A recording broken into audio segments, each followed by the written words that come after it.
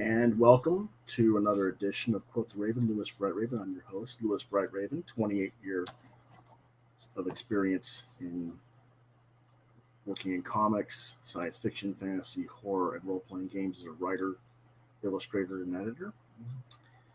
This week, our topic is changes that are going to be made to the channel forthcoming, leading into season 3 at the end of the year.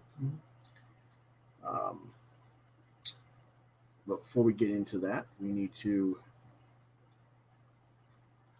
do our normal order of business, and that is, in accordance with the new copyright regulations, this episode of Quoth the Raven is intended for ages 16 and up. While some of the content we will feature is kid-friendly, the context of the episode is to address and educate older teens and adults, to inform them of said content for them to research as consumers in service of their youth. In other words, parents, grandparents, aunts and uncles, teachers, librarians, etc.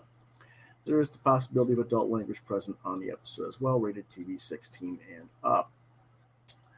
So welcome to the Facebook community. I'm running this also on Facebook and YouTube, which is not something I commonly do for the program. Most of the time I just run it on YouTube. That's one of the changes that's going to be coming about here as we move into season 3. Those of you who want to know what a season is on the show, usually the show runs weekly on Thursday nights, and we're in the 42nd week of this year, so I got about 10 more weeks to the season, and then we'll start in January for season 3.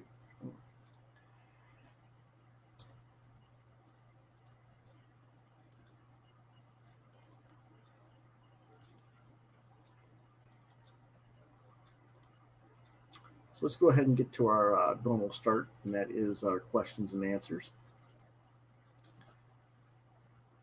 Our first question of the night is Anonymous times 10 asked me, why aren't you participating in Inktober and doing this Booktober event instead? Nobody wants to listen to you blabber on about books. We want to see people drawing. And that's part of why we're going to be talking about some of the things we'll be talking about this evening. A lot of the time, for those who have not watched the show before, I usually do about 45 to an hour's worth of reviews on the show. And, like that, the comment has been made, a lot of people don't really want to watch the reviews for whatever reasons. So part of the reason I'm doing Booktober instead of Inktober had to do with recent events in my local housing area. Usually for October, I do a lot of sketch card drawings that I give away to the kids for Halloween. And because of COVID, I asked them, on the Facebook page for the community, what the situation was, if there was going to be trick-or-treating or not, and if so, how many people were sending their kids out. So I had some idea of how many cards I would have to draw. And they were very flippant and, dismissive of what I was asking. And it just made me decide not to draw for that. And that kind of carried over into October. I just didn't, I was, ticked off enough about how I was mistreated by the local community that I did, not on Facebook, but here in real world land, that I just didn't feel like participating in the Inktober. And that led us to the fact that I'm very far behind on a lot of books I've gotten and haven't read and reviewed. So I figured instead of doing Inktober, I would do the Booktober and do 4 to 8 reviews daily until I got caught up, hopefully. And then moving forward on the regular channel on Thursday nights, I will do something different. Hopefully, what we plan to do is have guests on the show every week from now on, leading into season 3. Couldn't do it this week. Several of the people that I wanted to have as guests this week just couldn't make it. but we'll get them scheduled up here leading into the weeks to come. And so that's why we're discussing the direction of the channel tonight instead of some other topics. Okay, next question.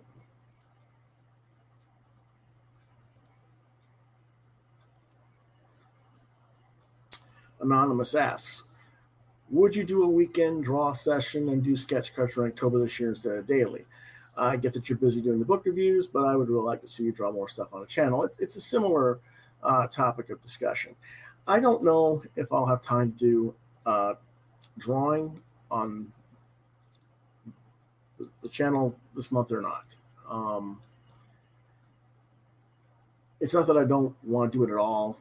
It's more of a situation of I've looked at some of the live draws and stuff like that, and I haven't been able to find a good camera angle so that people can see me actually draw. My arms in the way, my hands in the way of the drawing. You can't really see what I'm doing. And I think that that's been a deterrent to viewers somewhat. And I just haven't had the money to buy the equipment to do a straight overhead like a lot of our other artists have done yet. And again, that's something we'll be talking a little bit later in the show about as to what people might want to do with that. Okay. Next question.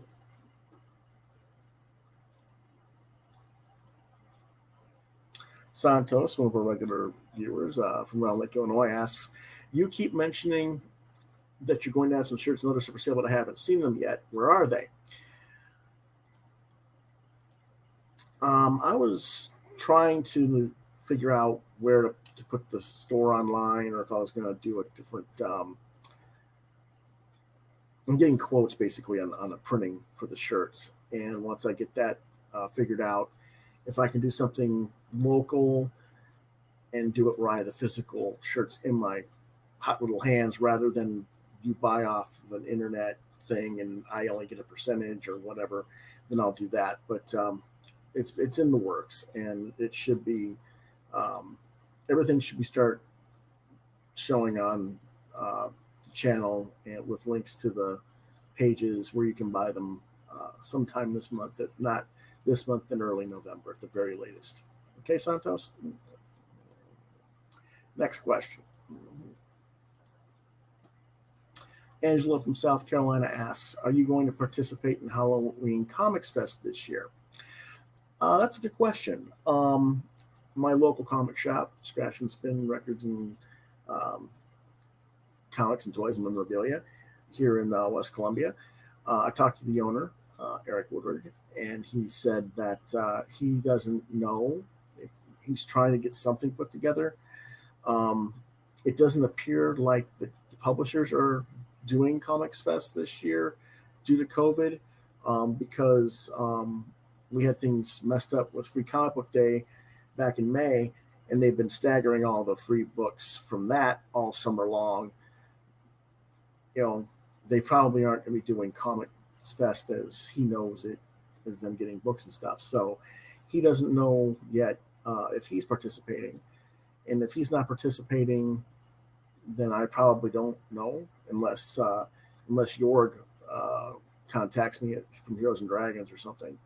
But if one of them contacts me, or we get something put together, then I'll make an announcement of whether I'll be appearing for that day or not on Halloween. I'd like to do something with them. I don't know what yet. Again, I'm probably going to talk to Eric about it some more. If Jorg sees this on Facebook, reach out to me, buddy. We'll see what we can come up with one way or another. If I can do appearances at both stores on the same day, just different times if need be. So we'll figure out something. Okay. Mm-hmm. Next question is also from Angela. And she asks, are you painting the figurines and doing sketch cards this year? And that goes back to what I was saying earlier about the local community. That was what I did for the kids that I gave out instead of candy for Halloween.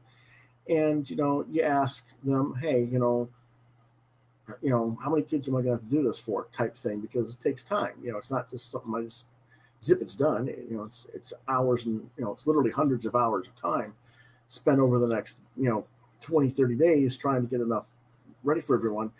And the attitude was, well, we're going to have trick or treating, but you do whatever you want. um, you know if you're scared to do anything, just don't participate. Just really, um, you know, flippant, derisive, dismissive attitude. And I was like, well, if that's the way you feel about it, I don't need to spend the time, to give your kids something different. You wanted to, if you think buy a bag of candy for $10 and calling it goods the same as me spending 100 hours drawing and painting, then screw you, I don't need to do it. So I won't be doing that particular thing necessarily, unless something like, if Eric asked me to do it for as a giveaway for Comics Fest or something, I might, but chances are no. Next question. Dave H asks, have you ever bought comics from overseas, maybe in a different language? Yes. In fact, I just received a week or so ago, an order from Shortbox out of the UK. You can see there. And I've also ordered a bunch of other stuff out of the UK as well. That's going to be coming, through Kickstarter and Indiegogo programs. One of them being Mayhem, which we'll talk about a little bit later this evening when we get to the crowdfunding stuff. And I've also bought some stuff from New Zealand and Australia, I believe. A book called Killaroo, which is about a cyborg bounty hunter kangaroo character. I got that somewhere in the house. I couldn't find it a little bit earlier, otherwise I'd share it with you. But maybe I'll share that later in the month during the Booktober stuff, if I can find a copy of it. As far as foreign language comics, I know that I used to have some Spanish comics at one time.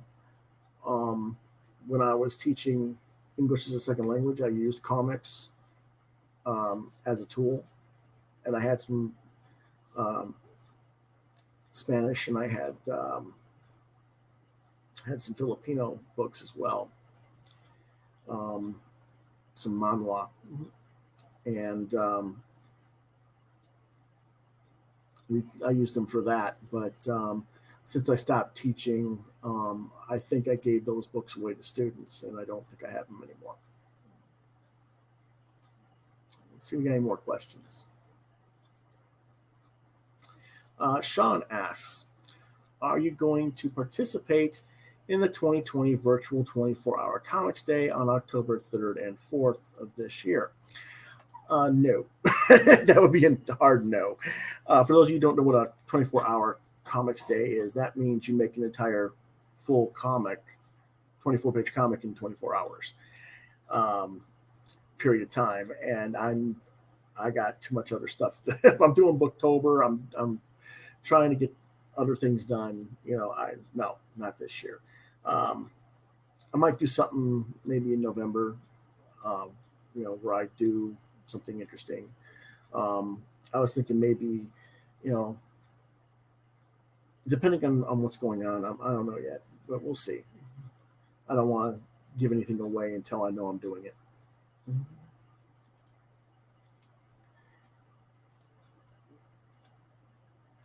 And that is what the virtual ad thing he was showing me was about.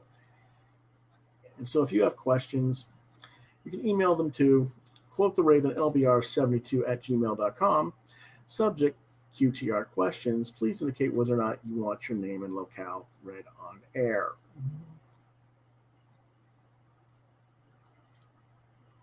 Okay. Now, I don't really have the number of viewers I'm used to seeing tonight, and part of that is because Some of my regular viewers tonight informed me before the show that they weren't going to be on tonight live watching due to other obligations. So I don't know who is watching. It says I got one viewer. Great. Um, so if I'm just talking to myself, I'm just talking to myself, and it's just thinking out loud. But if people want to respond on the Facebook page or um, through the YouTube channel and answer some of the questions I'm going to bring up and talk about, give me some input, I'd appreciate it. Or you can just email me at the address below, quotheravenlbr72@gmail.com.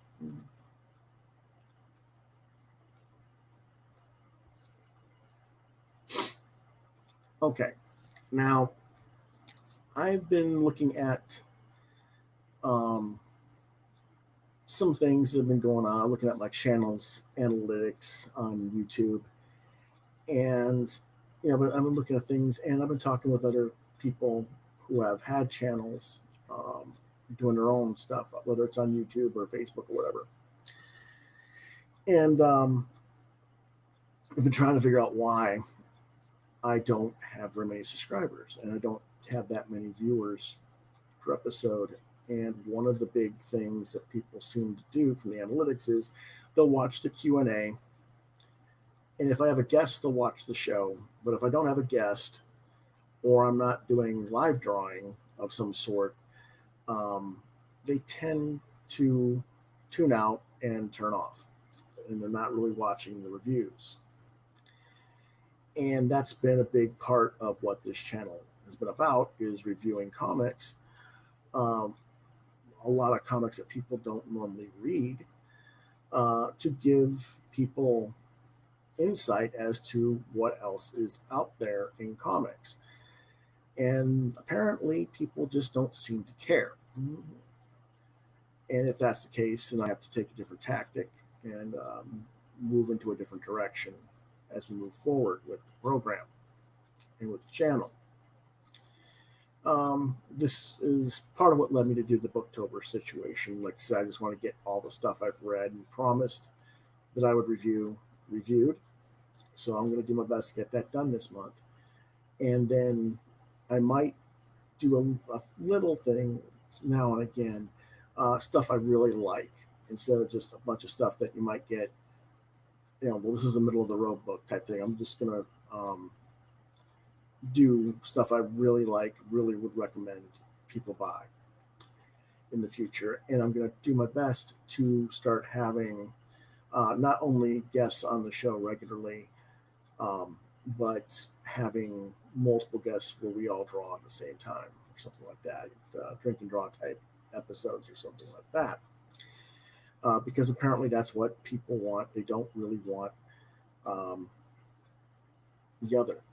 Another thing that people have told me that they want is they want me to basically speak about the industry in a more critical fashion. I don't see where that's going to bring me readers. I don't see where that's going to help my channel or help me in any way, shape, or form, because I know when I'm watching other people on the show, not on my show, but on other people's shows, on their channels, I haven't really, it annoys me. I don't want to listen to them complain about what they think is wrong in comics or elsewhere. Kitty here says hello, but he's not. Go away. I don't need him in my lap today. So I think that, there's going to be some changes in that respect. I am going to do the crowdfunding reviews regularly. So if you are doing crowdfunding, I will go ahead and do that. You can go ahead and send me links to that. And, that's, a good way to make sure you get on the show is to send me a link to your Kickstarter or your Indiegogo campaign. If I like what I see, bring you on the show and we'll talk about your product. Another thing that people want to know is, am I going to promote more of my own stuff? And yes, I am going to start doing that a lot more on the show starting next week. Um, we're going to talk a little bit more about, pardon me, um, some of the prints I've got available, um, how to get commission work from me. I have not done a lot of self promotion on this network, and part of the reason um, was I just felt like, you know, I wasn't putting a lot of new stuff out at the time, and again, I was trying to show everything else that's out there in comic land, rather than focus on myself. And I think after a year and a half of doing that and really not getting any feedback, I think what people want is they want to see what the Raven's doing. So I guess if that's, I guess I have to make that shift and start promoting my own product again. And so that's what the future holds, basically. Um, I don't know. I mean, I'm getting waves of 3 and 4 people coming in and it drops back down. I don't know if people are just coming in and saying, "Oh, don't want to hear what he has to say," and out, or if there's some sort of weird disconnect on Facebook. Um, don't know if people are just coming in and saying, "Oh, don't want to hear what he has to say," and out. Oh, kind of weird. Okay, all right. Sorry, I'm just checking the Facebook feed as best as I could. Mm-hmm. This short, there's not buddy in our chat that I can see. Um, Mark Andrew Smith. Um, I'm waiting for Mark Andrew Smith's thing to show up on my Facebook. He says Facebook is good, basically, is what he said. I did see your, there it is. Um, Facebook is good. So, I guess that's what Mark's watching is on the Facebook channel, um, which is fine. Um,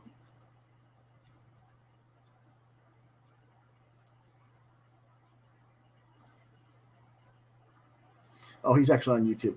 People might be coming in and trying to figure out if they're in real time or the beginning. That could be. Um, so, hopefully people will stick around. Um, so, Mark, what do you want to see from me since you're here? And I know you're here. Other people say hello when you pop in. Don't be afraid. Don't be shy. Don't bite.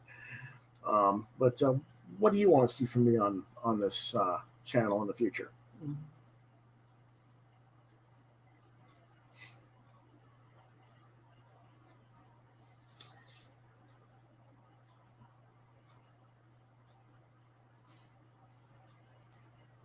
And in the meantime, while I'm waiting for Mark to respond to that, um, I don't know who else might be popping in here and there.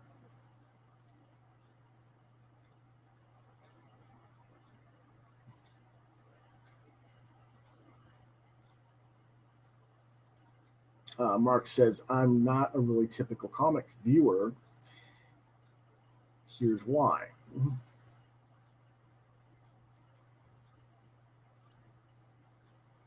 Dun, dun, dun, dot, dot, dot.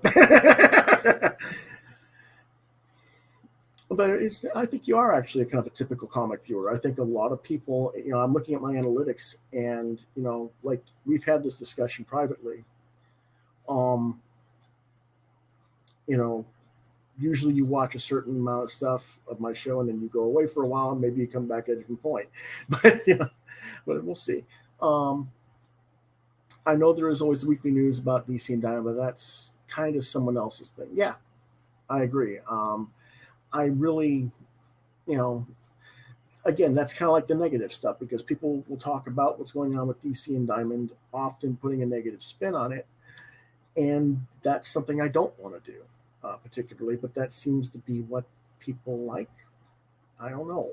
Um, I just don't see the point of me complaining about something I can't change.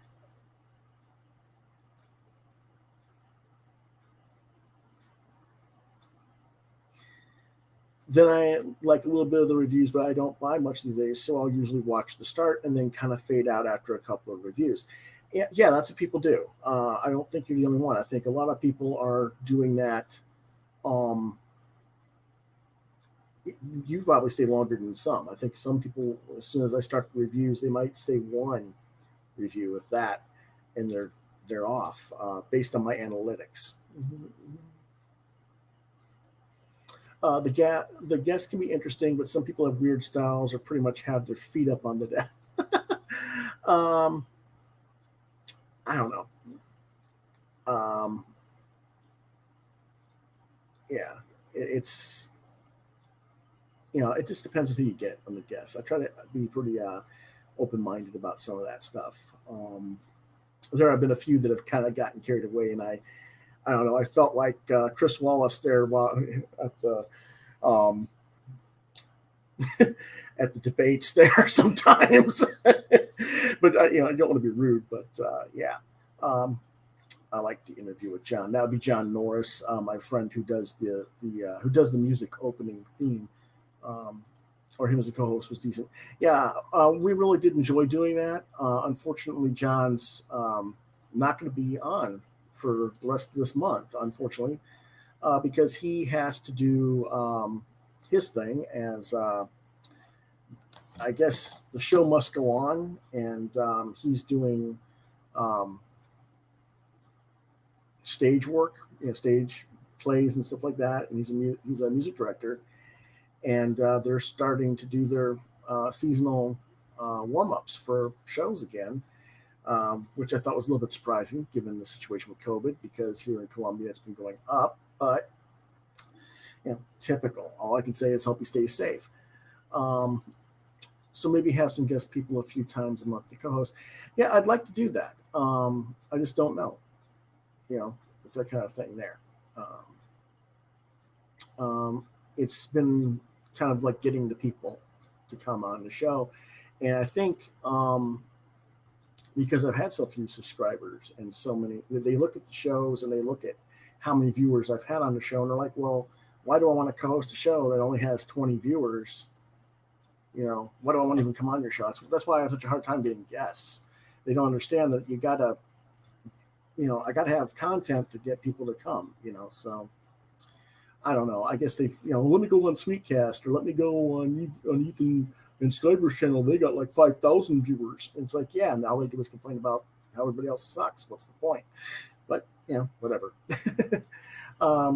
I think for myself, I like the sort of 10-minute short videos for industry news.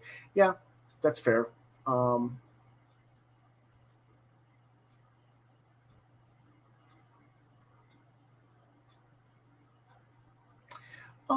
Yeah, with the live drawing, I don't know if I'm going to do live drawing or if I should be trying to do some sort of recording, record it and then upload it later after I've edited it up, and maybe I can run it faster than normal speed or something.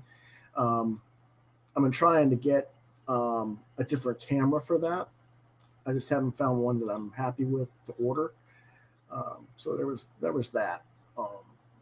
You know, Again, the format where people in chat is pretty popular right now. I'd like to do that, and I've done the live drawing, but I think when I've done the live draws, the camera has always been kind of problematic because where my camera sits, my hand's either in the way of the drawing or the camera's at the wrong angle, and you don't really see the drawing all that well when I've done the live draws, and I haven't been happy with those videos in that respect. Yeah, you know, um, it shouldn't just be John. I mean, anybody. I know sometimes my reviews, I don't sound as passionate about some things as I should, because some things are, well, just average run of the mill comics, or they something I was really looking forward to that disappointed me, and I can't hide that. I'm being honest about things. But I think when I start doing, if I'm going to continue to do reviews on the program in the future, I'll just do the stuff I'm rather excited about and happy, and 4 and 5 star books, so that um, that level of energy and excitement and passion is shown.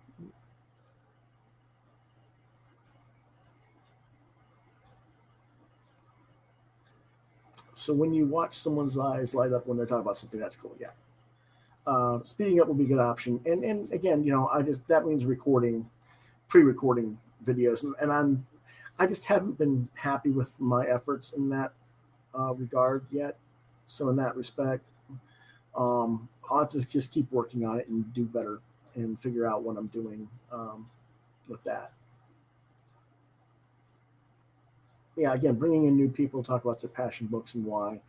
Um, you know, a lot of people want to talk about passion books. They want to talk about nostalgia. Um, Nothing wrong with nostalgia. Um, I think, however, with the nostalgia, what's your passion book now? Well, I don't have one. I see that. I see and hear that all too often. That they're not really happy with what's going on now, and I'm trying desperately to show audience that there's stuff out there to be enjoyed in our hobby, because there's so much negativity on all the other channels out there. Um, you know, and I don't want to be, video channel 635 or 635,000 that complains about, you know, what was wrong with this book and that book, and well, what do you like? Well, I used to like, and that seems to be what I see a lot of. I know there's people who do like some of the stuff that they're reviewing from Marvel and DC, and that's great. I have no problem with them doing that. I think anybody should be, if you're going to review the comics, try to be as positive as possible, no matter what it is that you're going to review. So there's that.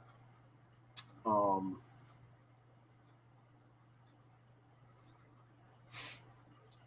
um, I'm trying to get some other people on, like I said, but you know, I don't want to name names or anything.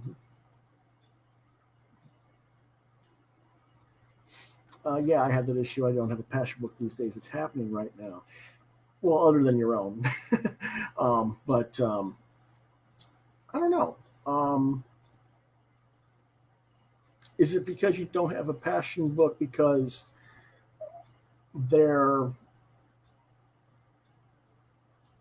not readily available to you? Because I mean, to me, I've got passion for stuff, but it's not something I can really like.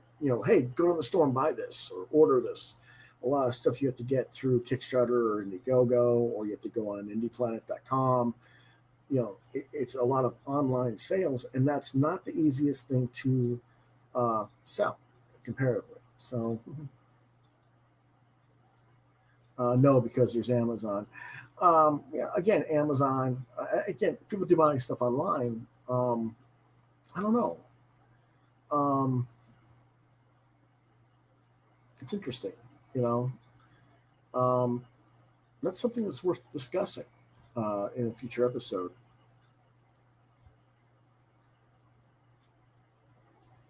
I think I've been through so many cycles of Superman, every hero, and seen too many incarnations.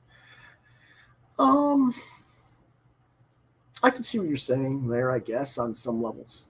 Um, I think the excitement becomes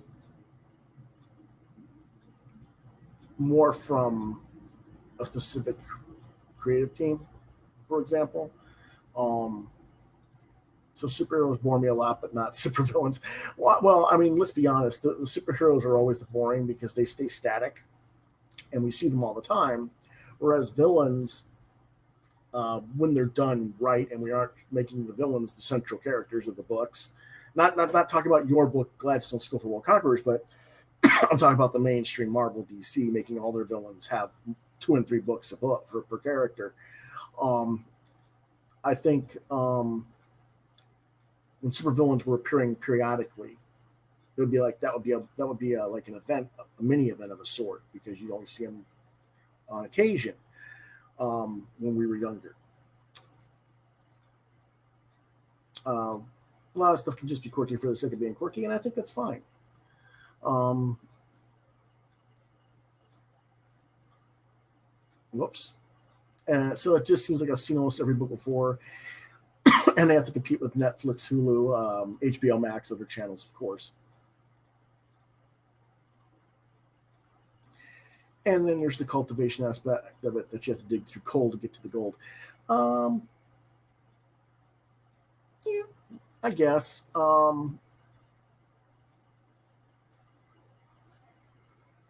It's hard to say.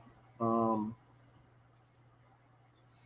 you want a really good premise these days, and you want the book to be almost wrapped up or finished.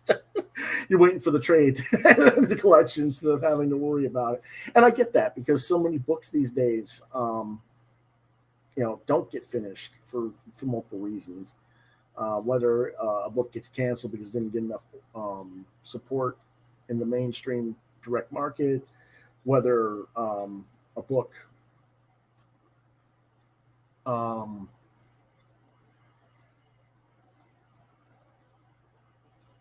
I'm trying to think of how to phrase this. With crowdfunding, you fund a book, you got the book, but now you got to go wait for the next book to come out for crowdfunding. Instead of guaranteed monthly. Something should be almost be finished, like Fables. Okay, I don't really know how that. I guess you mean concluded, brings to a point of closure when you say that. Um, yeah, okay. Sustain it for a number of years and then conclude it to be epic. Yeah, sure. Um, but at that point, you're way behind the curve of everybody else who's reading it. Um, I guess. I mean,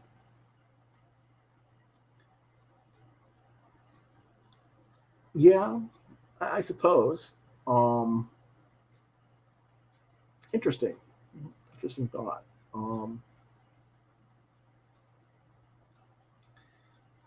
It's interesting. That's a good point, I guess, as a reader. On the other hand, the stages of making books and doing it in chunks is still essential for our process. Well, um, yes and no. I mean, if you can do a book a year, uh, you know, and every book is self-contained and tells a story, and yes, you can continue it, from book to book, and have the characters progress and mature and evolve from book to book.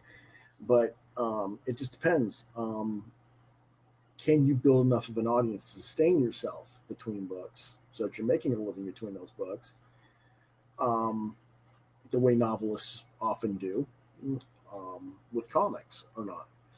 Or do you want to structure your product, um, where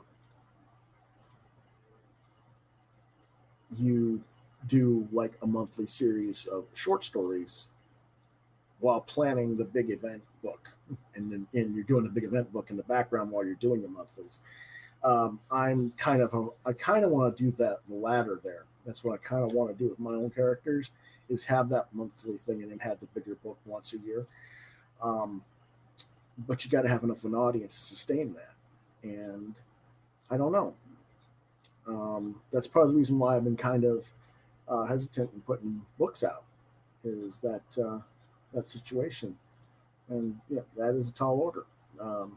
Is because we're all waiting, and every book, if you got to go through the process of crowdfunding every book, or go through the process of hoping retailers support you consistently, which most don't. You get you know you get, like, say, 10 copies for issue one, and then they'll cut it to five, and then the three, and then the two. But by the time your book's out, the demand that you might have had isn't there. So, because they didn't cultivate the audience base in their stores, and then they blame us, the creators, for it, because we're supposed to have cultivated it for them. It's a very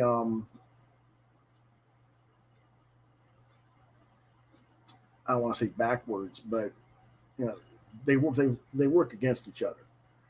I guess is what I'm trying to say. Um, I think that's one of the problems we've had with trying to build books. A lot of creators are saying, um,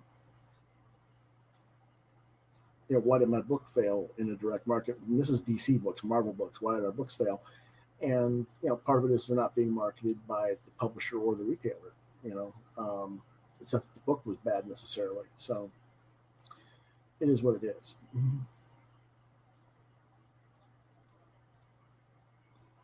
Yeah, they want you to cultivate it and serve it up on a gold platter and then dab their chins. Yeah, um, you know, I and maybe you get to watch the meat and get some crumbs. Yeah, yeah, yeah. It's a weird situation. Um, Neither one of us really want to sound too bitter with the market. Both of us have had our issues at times, and we can discuss that sometime down the road in a different venue, a different episode. But I think I mean, like I hate to mention him, but your boy Zach, Comics Gate, Richard Meyer, mentioned recently on his channel um, that a lot of people are seeing that a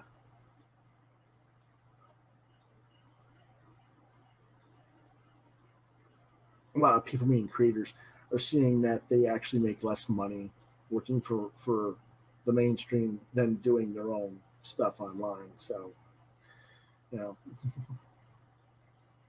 yeah, you've walked away from it. You're doing direct stuff through crowdfunding and um, I don't know. Are you selling your book on Amazon? I forget, but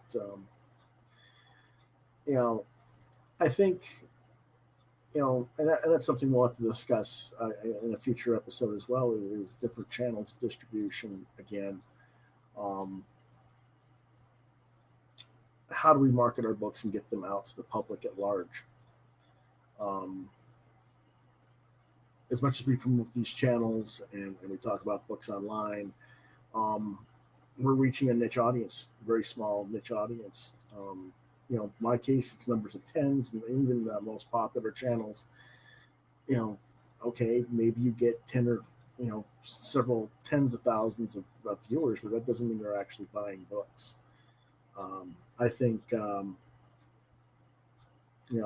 of these guys like your boy Zach and Ethan Van Sciver and um, Clint Stokes with Sweetcast.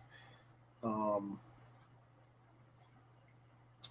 they have all this monetization from their channels, and they got 5, 6, 8, 10, 15, 50,000 viewers watching their programs on a regular basis, supposedly subscribers, and then when you see them do their crowdfunding, um, maybe 30% at the most of that viewership, those subscribers are actually committing to purchasing something from them.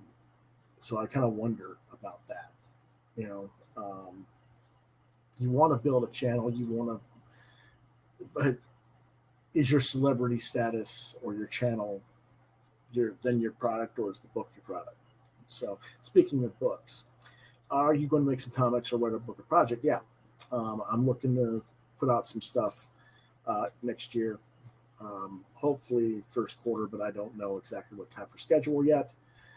Um, I'm thinking about doing a follow up to Wingman, do the second volume of Wingman. I'm looking to do um, a one um, a one shot with Spacey the Alien. Um, that's gonna. I don't know if I'm gonna do it as a black and white book or a color book yet on that, but I want to do a one shot book with that. See how that goes, and then I want to do Blake and Terror next year. The main reason I haven't had it done this year was because of COVID and because I didn't have the money to pay a colorist, and that has to be in color. I just don't want to do it in black and white. I don't think it's. I think it needs to be color. And I need to find an artist collaborator for Spellseeker because that's just something I I don't want to try and draw that, and that takes money too. So we'll see. 6 to 10% is a decent conversion rate with mailing lists and other things I've heard. I don't know. When I started doing this stuff in the 90s, and you gotta remember, it was a different time then. I was in college, I was on campus, I could go door to door on the campus, go through all the dorms, around the apartments around campus and promote the book. And yeah, you got turned down 90% of the time, but even if it was 1 out of every 10, you built up a readership right in your local community of 2 to 4,000. And these guys are, got 10 or 15,000, international platform, and they're doing the same thing. And I'm thinking, you got access to such a wide, broader audience than I had 25 years ago. How can you not be doing as well as I did in my backyard?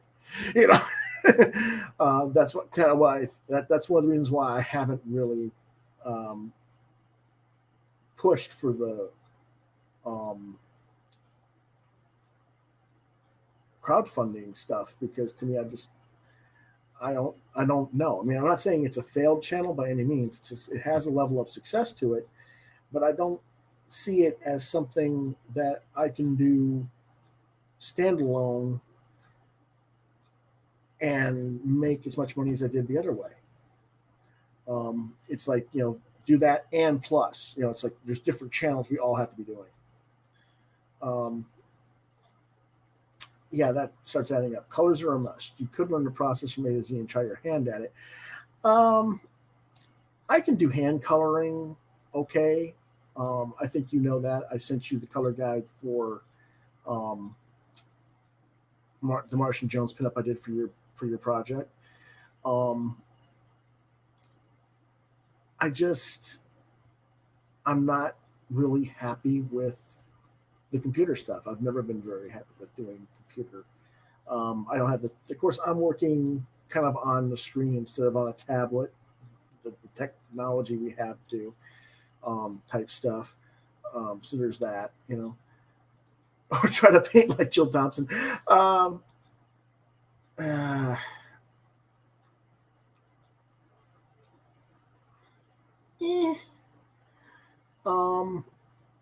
yes and no. It's like it's just multi. I would be more of a multi media type guy. Yeah, I mean, I know what you're getting at though. Yeah, with watercolors, I knew what you meant. I'm not really fond of watercolors. I'm more of a blender of styles and with color pencils and markers and stuff like that. But I mean, there's ways to do things. She posted the video for doing a watercolor bump, and she makes it look really easy. Well, I mean, it's not. It's easy for her because of the years of practice of doing it, but it's not. I mean, I could do it if I really wanted to get the tools to do it, but I'd be just as happy to do a blend of colored pencils and markers to get different effects. It wouldn't look exactly like hers, but I could do something if I really wanted to on that nature. Probably not. Yeah, but again, I can remember when I was in college, they wanted me to paint in acrylics, and I actually did a Sandman family portrait of Morpheus and Death and Delirium, I think it was. is it Delirium? That's the girl with the kooky hair, kind of like a child version of Jill Thompson that has the fish balloon or whatever. Um, um, but anyway, I did that, and what I ended up doing was painting in inks, different color inks, uh, over the figures, and then blending the acrylics into the inks somehow, and it looked like this really weird um, amalgamation of techniques. Um, because I was blending like really watered down acrylic with the ink and doing different things with it. And I remember the teacher was like, "That ain't acrylic, that's ink." What did you do that for? It's like that's just what I didn't like how it was coming out with that, so I did this, and it got the look I wanted, and he was like, "Well, okay, but that was a funny piece because um,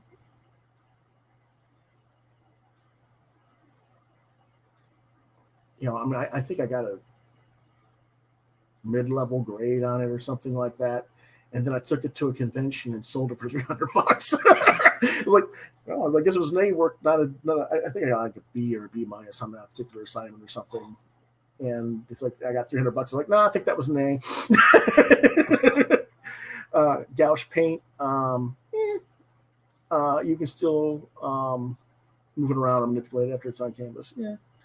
Um, yeah, no, it was acrylics. I still have them actually. I think I still have them. I don't think I threw them out. But I mean, when you got bottles or well, yeah, they're bottles, I guess. The little tubes that they're the tubes of the acrylic paint from 25 years ago when you were in college because you just don't use them. But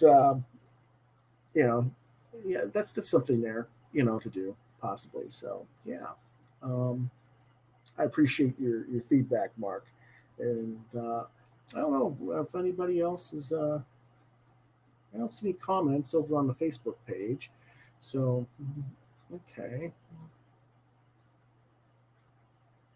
I'm sure if John were here, he would give me some feedback as well. He'll probably give me feedback later in private after he watches this episode. Um, don't know if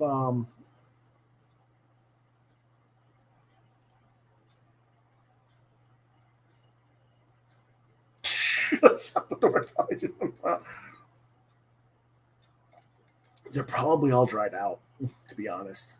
Probably need to be tossed. I don't know. Um, I know I opened some of them a year ago and actually painted some of the figurines with the acrylics. Um, so I know that some of them are usable, but some of them are, I'm sure, pretty much shot too. So no biggie there. But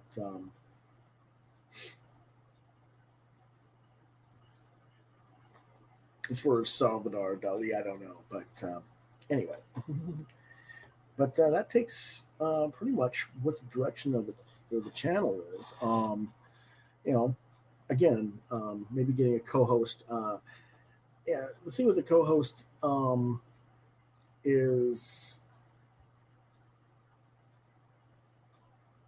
it my show then? It's really, I mean, I might have to. I can't really change the name of the show, but I might have to do something else. I don't know. We'll have to see about that. But yes, I got to get more guests on the show consistently. So there's that as well. Um, have you've watched some of the drawing? Did you see what I was what I was talking about earlier about my hand being blocking the drawing or the camera being too far away?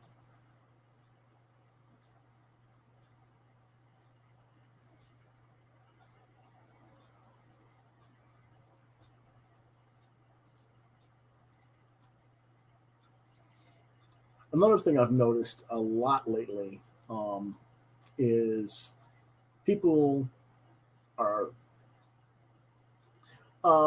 say it again. Um,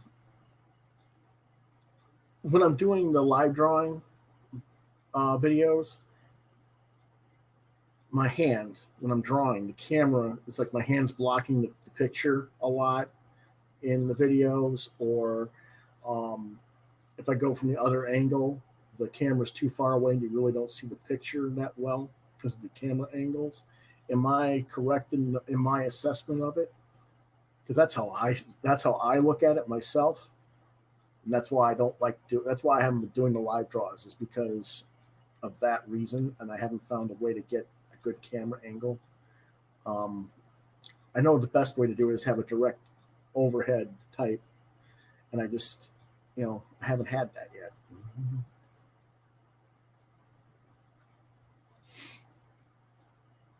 And I don't know if you notice the same thing when you've watched me do live draw videos.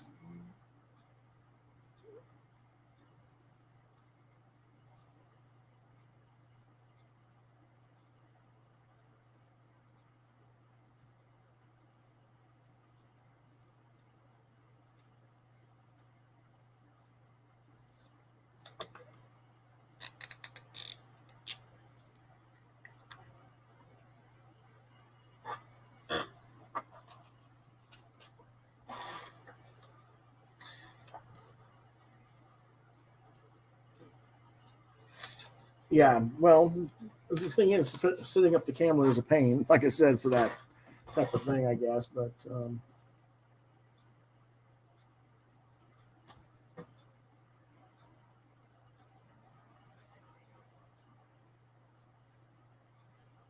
okay.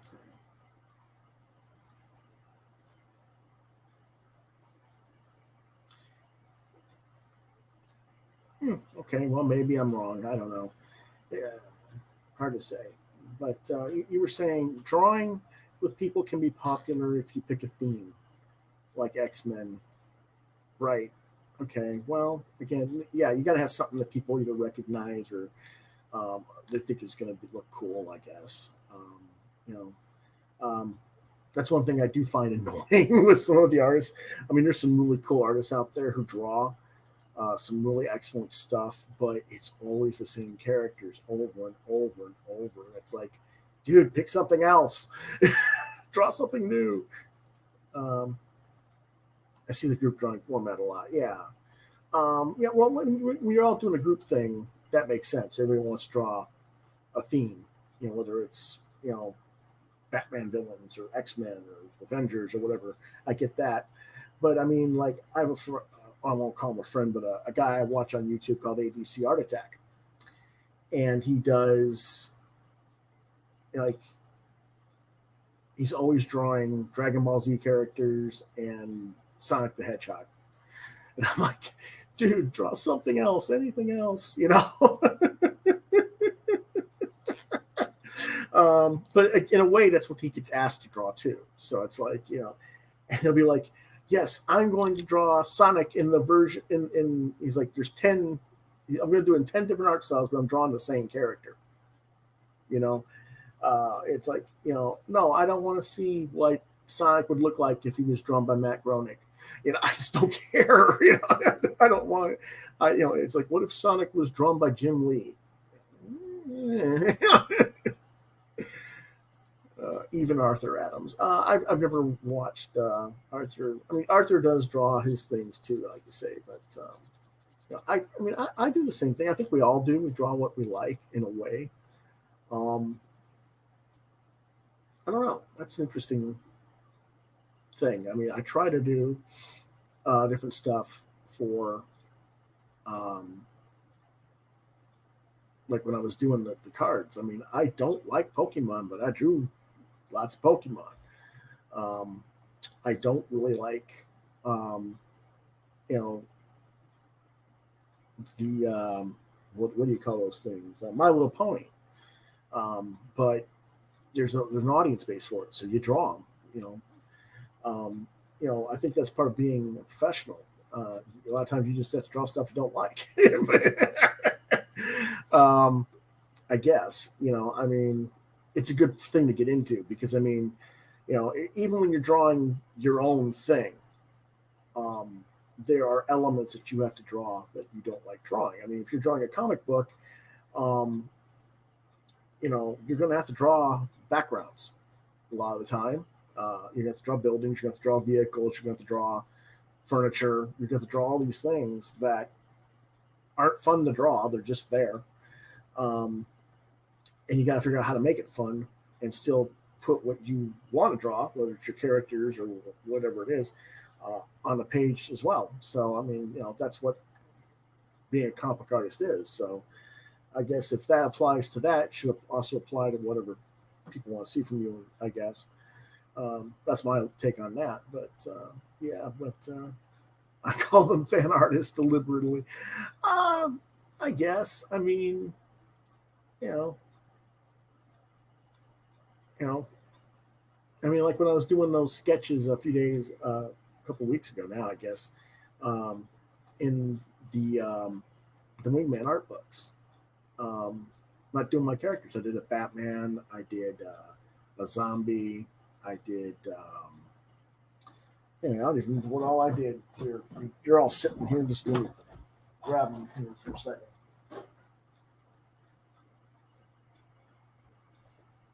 Grab a few out of here if I can get them out of the under the table. They don't want to come out. There we go. What do we got here? Yeah, well, zombie.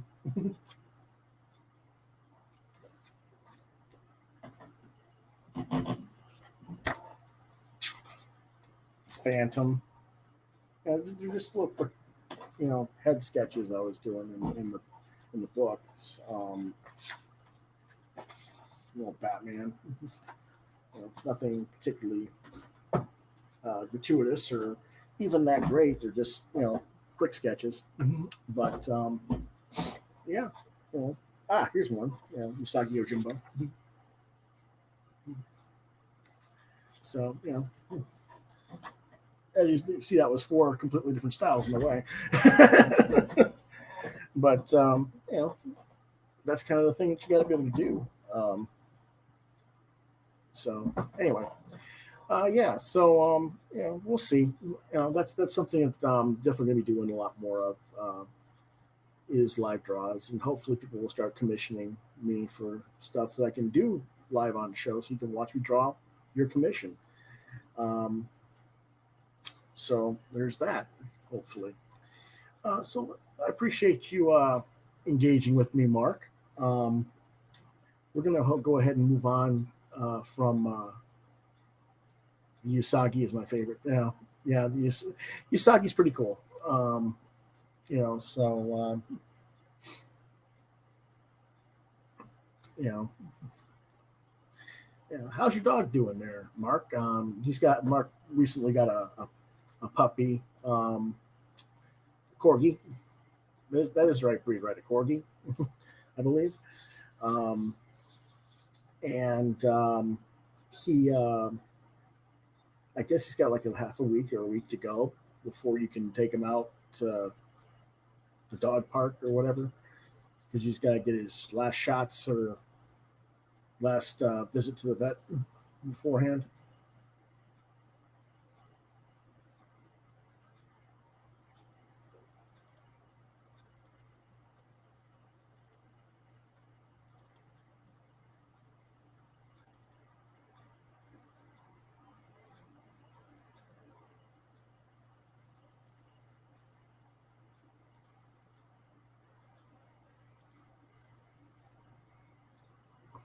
He's doing well. Everything is played for him. Trying to establish dominance over a 5-pound creature. Potty training is not going well. Oh, that's not good.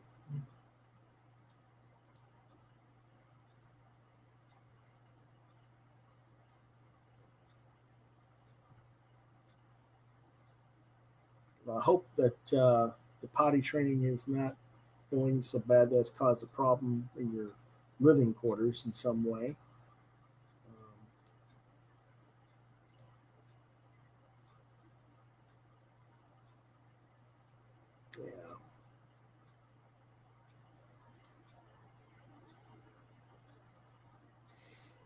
Yeah, I just got my cat back from another doctor's visit. He had ear infections of some sort, and then they gave him medicine, and it's cleared up. Then he seems a lot better now. But next, what is it? I think the 8th, so like a week from now, I think I have to take him in again to the vet because he needs to get his teeth cleaned. I guess they're gonna knock him out and clean his teeth while he's out cold. I don't know how they do with that. Um, After that, he's going to go to the puppy park and can play. I mop so much with pine sol. Pine sol. Okay. Well, as long as it that's always a problem, I guess. But hopefully,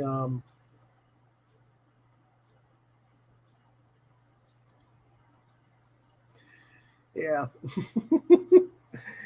Whew. Yeah. Hopefully, he'll learn. Now, I think maybe it's why you're having problems with the potty training is because he doesn't get to go out yet all that much. I don't know. Who knows? For sure. I hope you get that straightened out with the poor animal though. uh, let's see. So I think that's what we'll close on this part of the show on the segment, and we'll go into crowdfunding. We've got six things to review this week.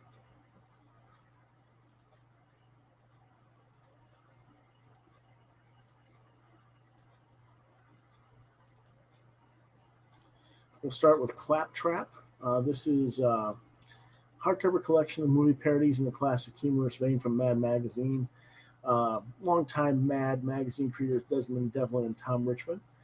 They got 50 days left. They're about 70% of their fixed goal on Indiegogo.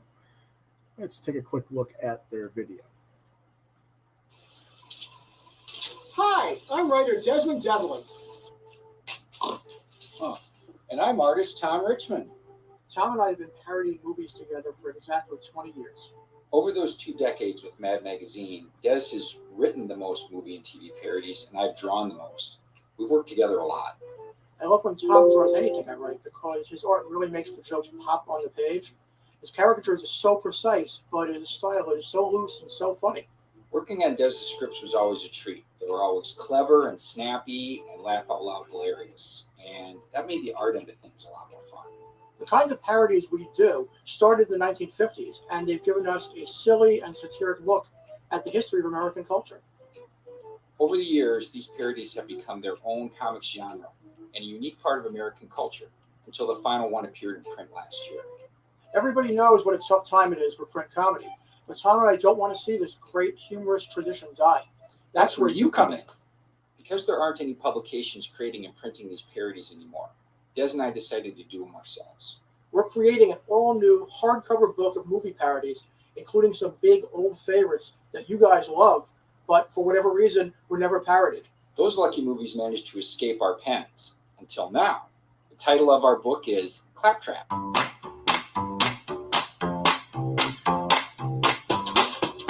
the first movie we're doing is Star Wars, The Rise of Skywalker. Man spoofed 8 Star Wars movies in a row. That's everyone except for the finale. Come on, somebody's got to finish the saga. And as you can see, we've already done it. Des and I never missed a deadline in 20 years together on these parodies for Mad, and we aren't about to miss any deadlines now. With your backing, this book will get done. Tom and I have begun the work, but the two of us can't finish the project without your help. Please allow us to keep the classic parody format alive. We promise to deliver you a book we know you'll enjoy, and for those who want more than just the book, we have plenty of snazzy extra perks to choose from.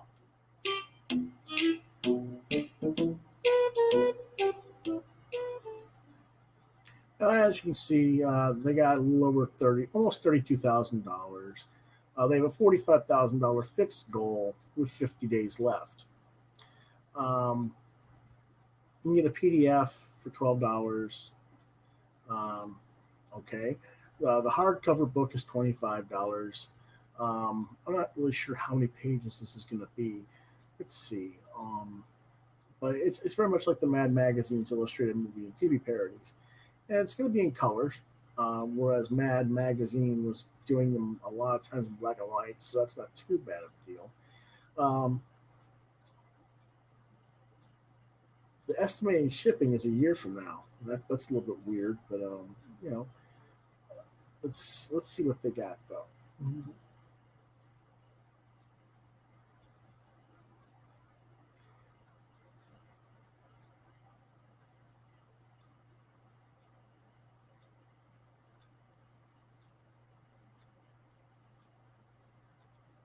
I mean, you can get the signed book for 75.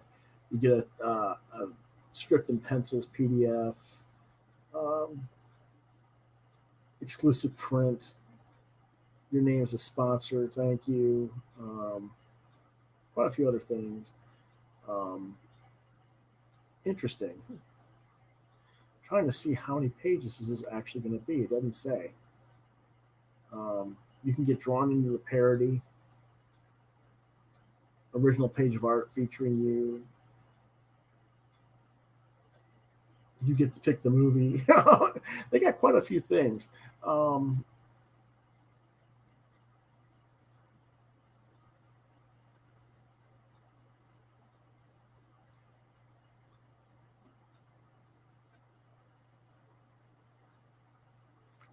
Here it is. 88 to 96 color pages. Not a bad thing. I mean, that's actually like, you know,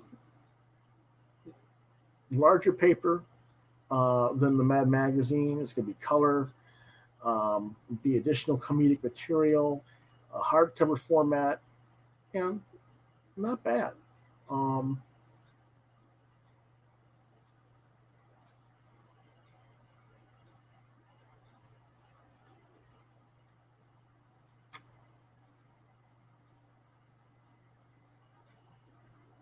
so we'll see how many they'll actually put in there. So if you were a fan of that kind of material, it's worth backing potentially, and I will definitely keep a track on this one. I'm going to go ahead and I'm pretty sure I already have this uh, in a yeah. Okay, I do have this saved. It's not saved on my screen, but it is saved in my favorites. So we'll return to this a little bit later. I might even see if I can get a hold of these guys and get them on the show and talk more about it. Because this is a different vein of comics that we don't normally talk about that much, and that'd be pretty cool to talk about and review. So I'll see what I can do about this. We got plenty of days to come back to it and review it.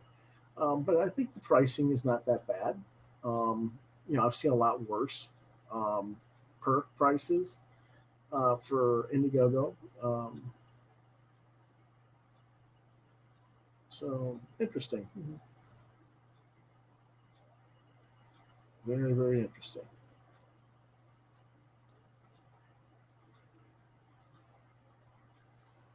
Cool.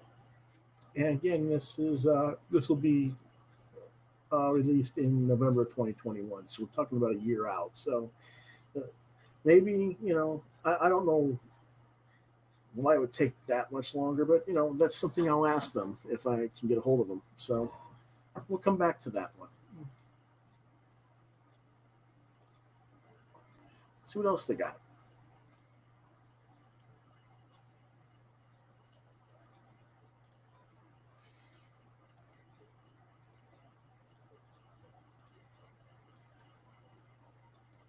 We have Dark Matter, a dark sci-fi comic series. I think we've talked about this book before. It's a young Street Fighter in the future. They're about halfway to their goal. They got 17 days left. Let's go ahead and watch their video.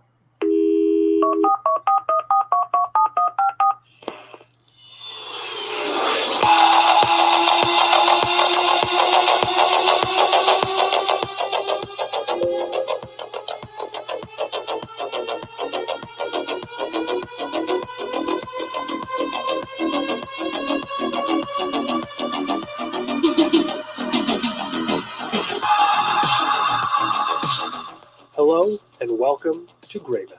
Gray Matter issue number 1 is a 28-page full-color cyberpunk adventure. Set in the near future, cybernetics are now part of almost every human body. But it comes with a drawback. Cybernetics slowly kill you.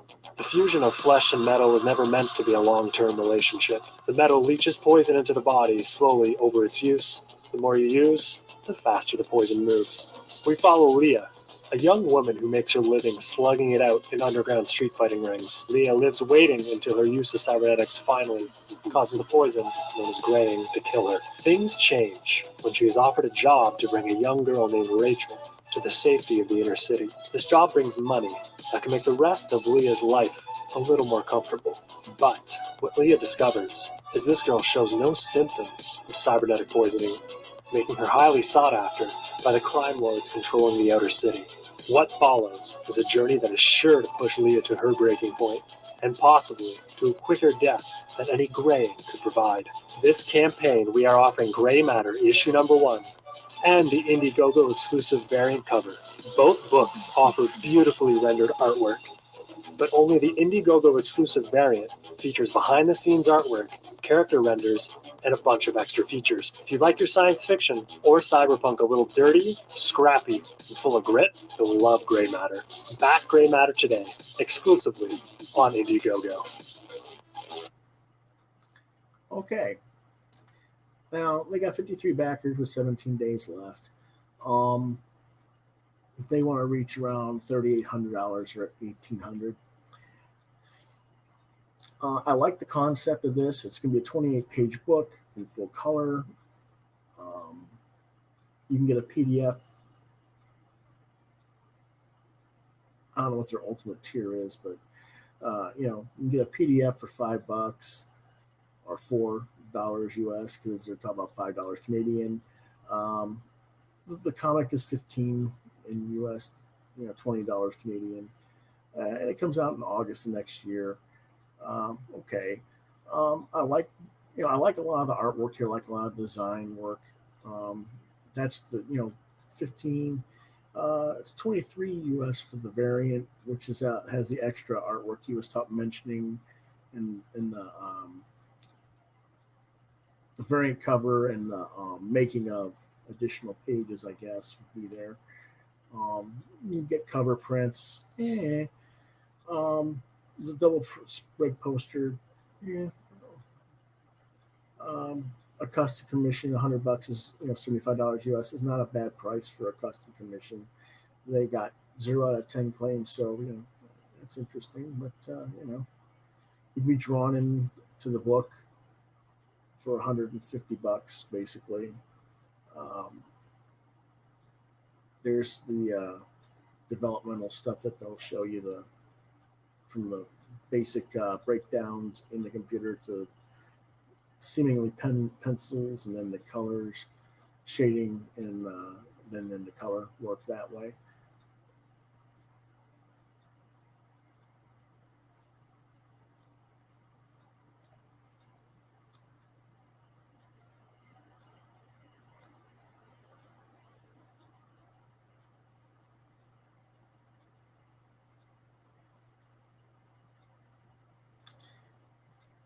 Overall, this is pretty decent. Another person I need to probably get in touch with and see if we can bring them on the show, maybe next week or something. With only 17 days left, maybe we can get Tim on the show and talk a bit more about the series.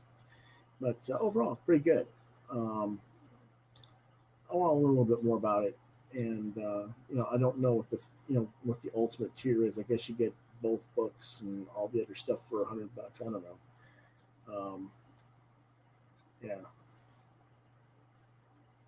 it doesn't really give you a breakdown of what each tier is per se on that. So I guess that's what you get is the cover prints and the 2 books is what I'm guessing, and all the posters as well. I think you get that for $75. Not a bad price. I'll come back to that again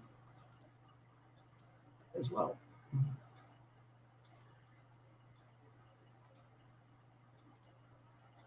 Now we're going to jump to our Kickstarters.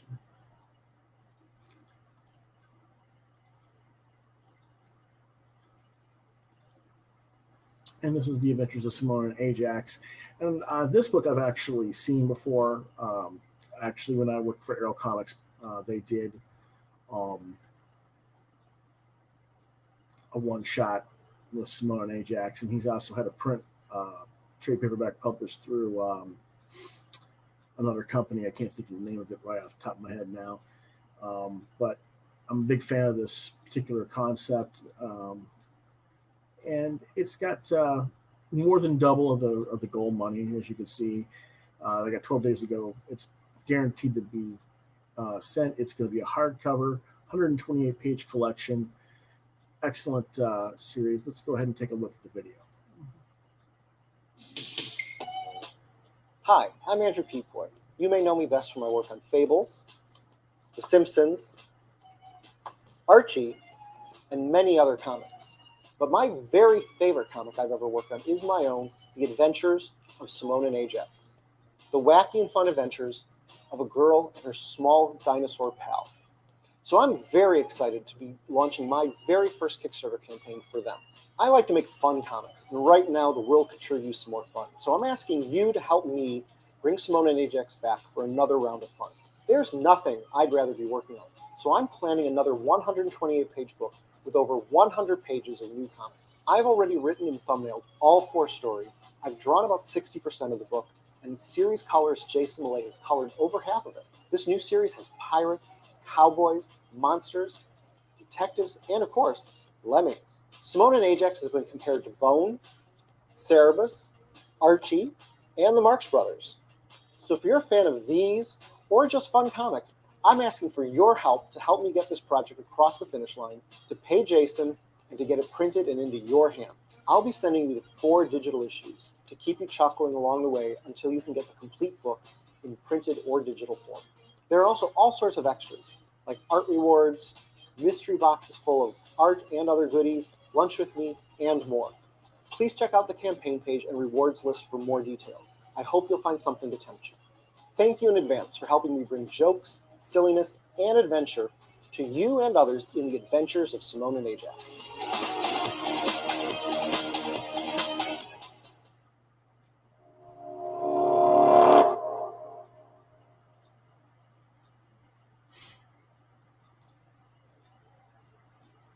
Okay. You can pledge our reward. $5 more, you get the digital first issue. The first of the 4 issues only. $10 or more, you get the complete digital PDF of all of them, and any digital stretch goals with no physical rewards. That comes out in February. The first issue actually comes out next month in November 2020. So you can actually get, for $5, you can actually get a free preview of that. That's not a bad thing. If you have not seen this stuff, it's really fun. The regular but fun book is a paperback book, which has the 4 digital issues of the series and the complete PDF as well. So, $35 gets you the book signed. $40 gets you the book signed with a quick sketch of either Simone, Ajax, or Lemming at random.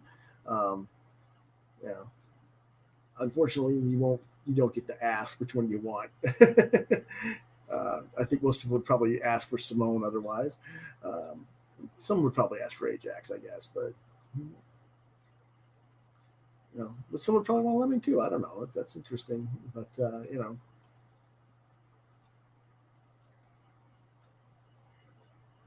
75 pages. You can get original artwork from his Dinosaurs miniseries. Mystery box. You get a drawing. You get a loose sketch, a page thumbnail, or a cover off, maybe a finished drawing. And then one person will get a random person will get a finished published pinup worth $200. Cool. But each box will contain the $30 book and at least $50 of other items. Pretty cool. He's going to give you a portfolio review with the book. He'll give you a commission sketch. You can even have lunch with them at some point.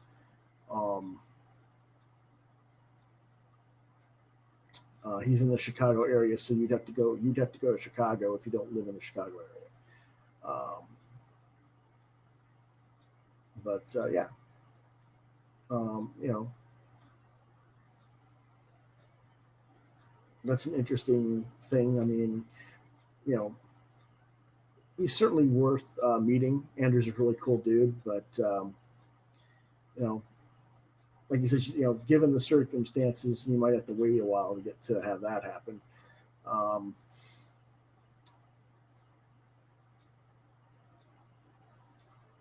you get a lot. You can get some Kitty Dye original artwork, Katie Keene pinup, um, Doctor Who.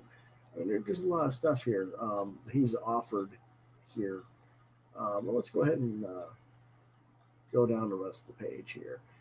Stretch goals or prints are of the Western Noir prints to all physical backers, which would be 8.5 by 5.5 inch prints, and that's going to be at 23K. Heck, you're only $900, $825 short.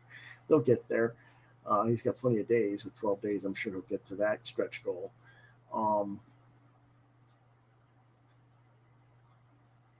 That looks like fun.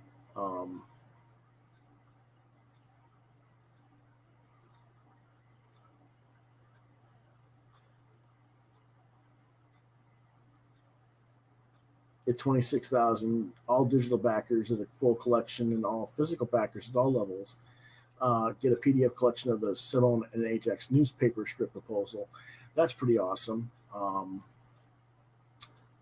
So, you know, that's cool. Here's some more comic strips that you would see in the PDF type thing.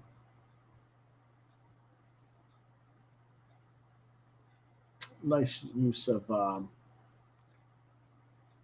duo shade type graphics, and I know he's doing it with a computer instead of the traditional, but pretty cool stuff here.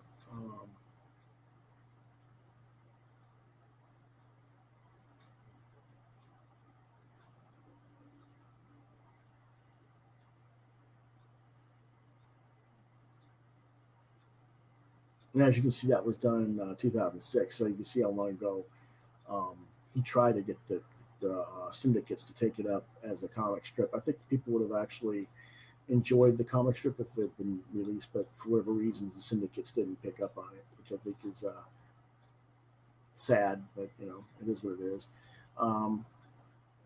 This is the pirate version of them. This is one of the prints you're gonna get. This is another print of them as monsters. You know, it's really well done.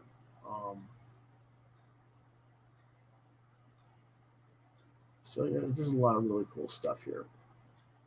Here's a little bit more.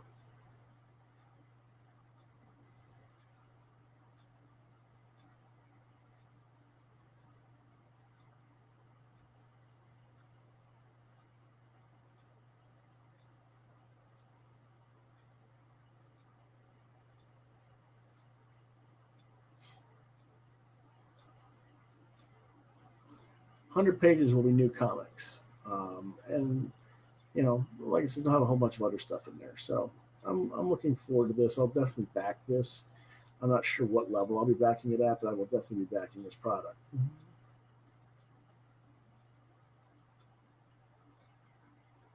Ah, John says good evening. He just popped in a little bit ago. Good to see you. I hope that your rehearsals went well.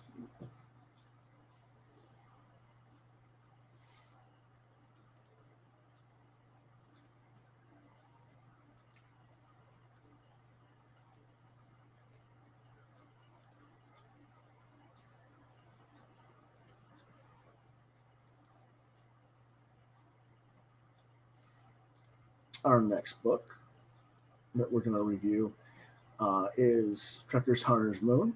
It's a 112-page graphic novel. As you can see, it just climbed over 30,000 with 27 days to go. It's already been funded. They had a pledge goal of 22,500. This is the new graphic novel Um, I have covered Trekker before. The last Trekker campaign that I covered, um, there, the last one we covered, um, just got shipped. I'm getting like 4 or 5 books as a whole set. I'm getting the complete hardcover, complete journeys, and the 2 or 3 newer books that took place after the original journey stuff. It was shipped out yesterday, so I should be getting it within a week to 10 days, hopefully. And we'll do a box open and reveal of that when I get it. Okay. This is the next one in that series, and you can still get the books from the earlier series as well. So we'll take a quick look at it.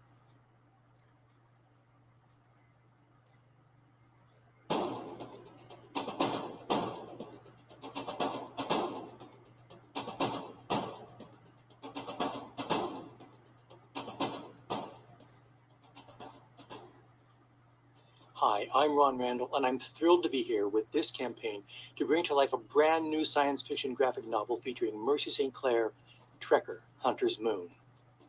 Mercy has had plenty of explosive, hard-hitting adventures before now, but Hunter's Moon takes everything to a new level. This is the most primal, savage, tooth and claw death match that Mercy has faced yet.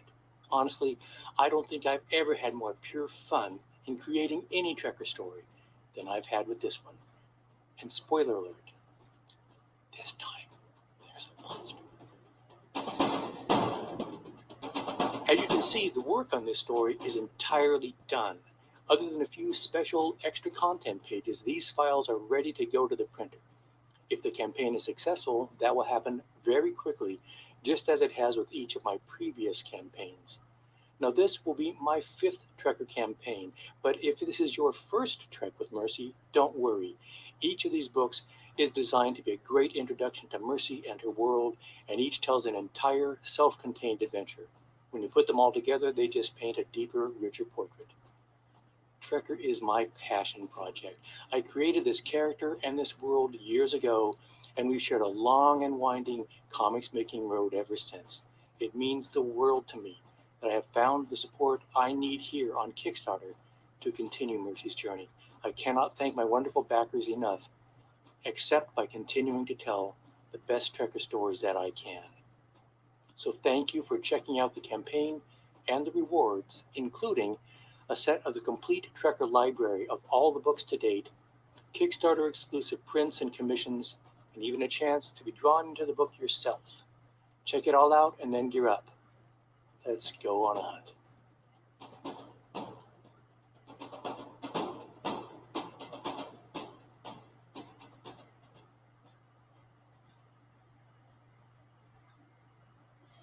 Okay. They've already got a lot of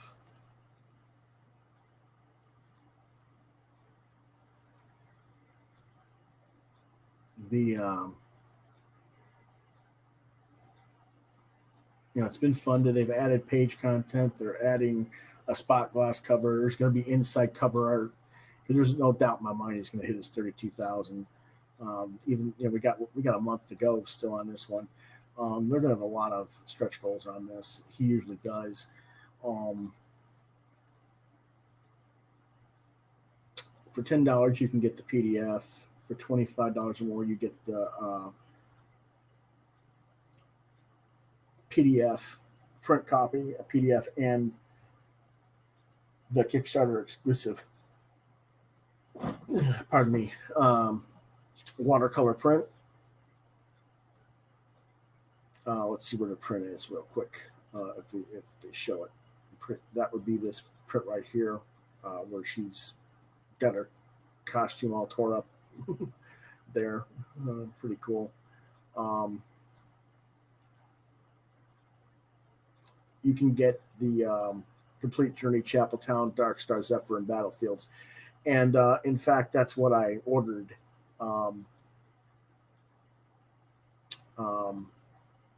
That I'll be getting in the mail is all 4 of those books.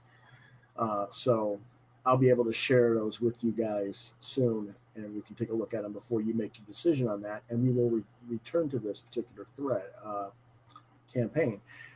Be at least 112 pages, full color. It is all done by Ron, and he also does this as a web comic. So if you want another review on that, you can go to trekkercomic.com and see it there as well. Let's go ahead and keep looking at this little thing here. Um,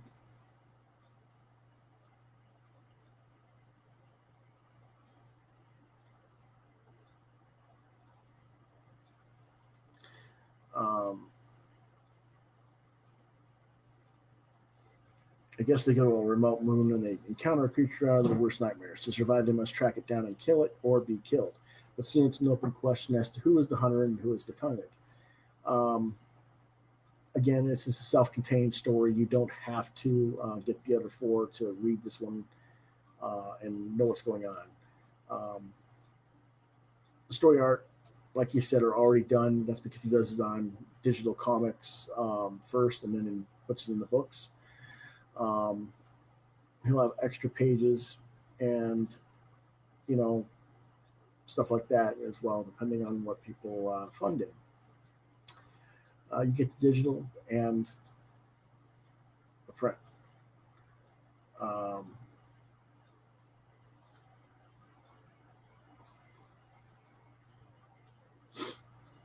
For $55, you'll get the preview. You get the PDFs of all 5 stories, and that Trekker Complete Journey Volume 1 is like a 400 or 500 page book alone. So, imagine, if you will.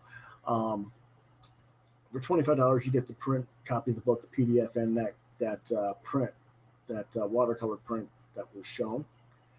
For $40, you get a sketch inside the book.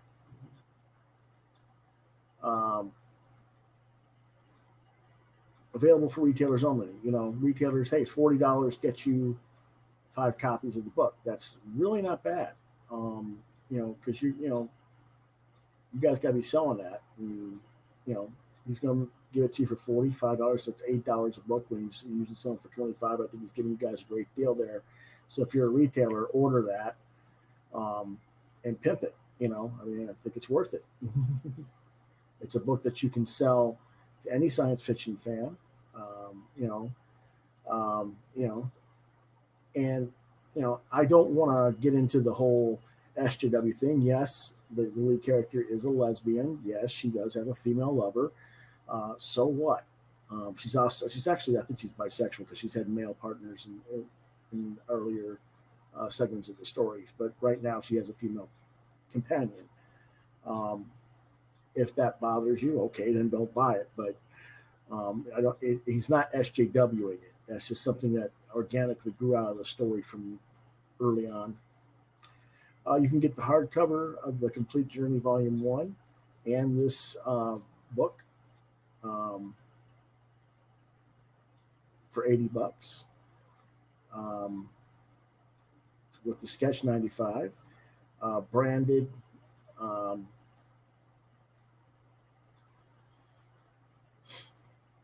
Your name can appear in the book on a sign or object or on a text at his discretion. Okay. The Trekker Library, $125 gets you print copies of all 5 books with a quick sketch in Hunter's Moon. The print, I think that's a pretty decent price overall. And then there's original art rewards.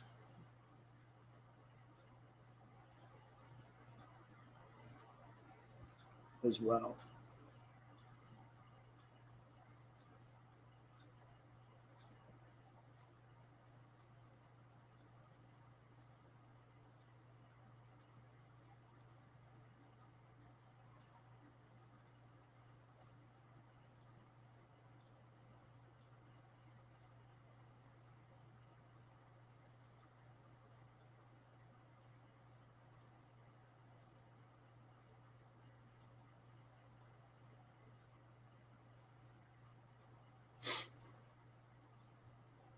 if you get it 25.5, they'll start putting room behind the scenes content in the book. Fulfillment is by Black Box, and Black Box is pretty reliable. So I'm pretty cool about that. Um, Again, I'll wait. Uh, he's giving you an idea of what your um, shipping costs be. $10 in the U.S., 17 if you're in Canada, $30 if you're overseas. And yes, he knows. Unfortunately, so hopefully, it's there. Um,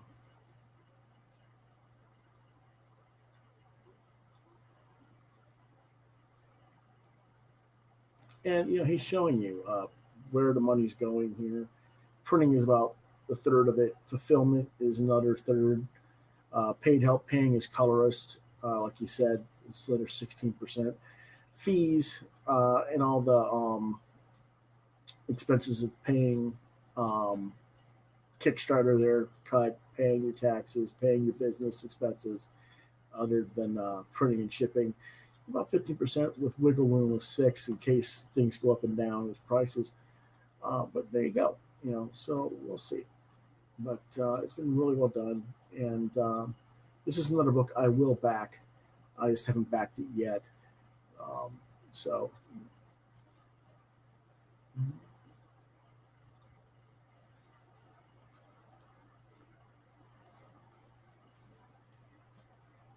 our next book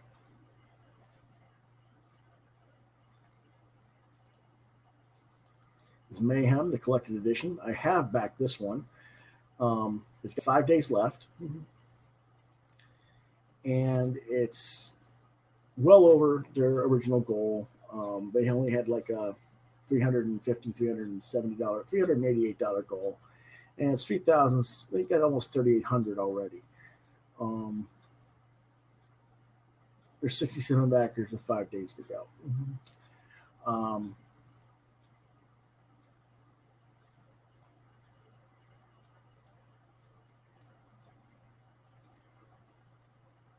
Okay, that they got in U.S. dollars versus what they want is UK. This is actually a book that comes out of the UK. So Dave Hyatt, Dave H, who asked me, do I get stuff from overseas? There you go. I'm getting something from Gloucester in the UK. This is by Jeremy Biggs, the writer, with penciler Javier Borden. I'm a big fan of Borden's art. He's a really great artist. Goes by Jack Borden or Javier Borden. He's from Poland, and does really good artwork. They're going to give you physical resin figures of the character. I selected just the collected edition with the physical printed edition for $25, or actually $33, because $25, 25 pounds, I should say, which is about $33 US.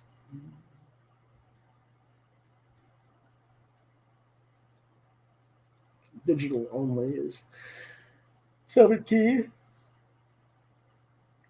You can get a art print. You can get a T-shirt. There's the print that you would get.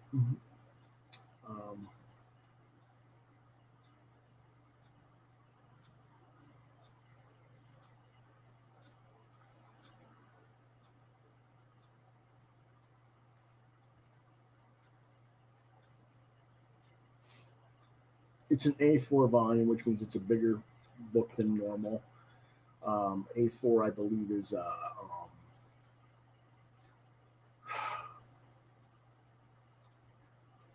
11 by 14 size book, so it's an actual oversized book. It's 200 pages of story. It's full color. And like I said, I'm a big fan of Borden's art, so I'm definitely getting that. That was the main thing. I've been wanting to get this book for a while.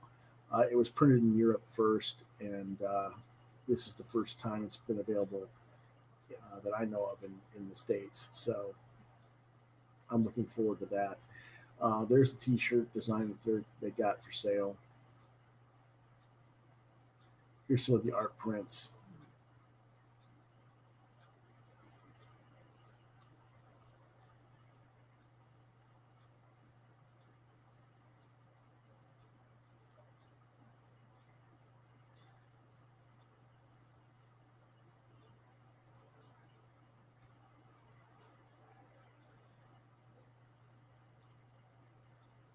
And what it's about is basically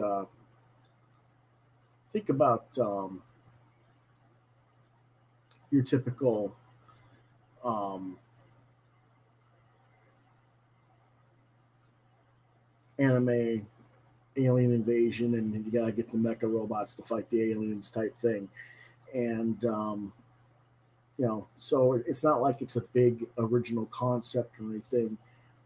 I've just been following Borden's artwork and design and developmental stages of this project for years over on DeviantArt, and so I've been so familiarized with this stuff that I was just like, yeah, whenever I can get the book, I want it. So that's the main reason I backed that one. Certainly worth your consideration. Again, there's 5 days to go. It's already guaranteed to ship, or it's been funded, so shouldn't have a problem getting it if you're interested in it. And it is, very much, if you're a fan of the classic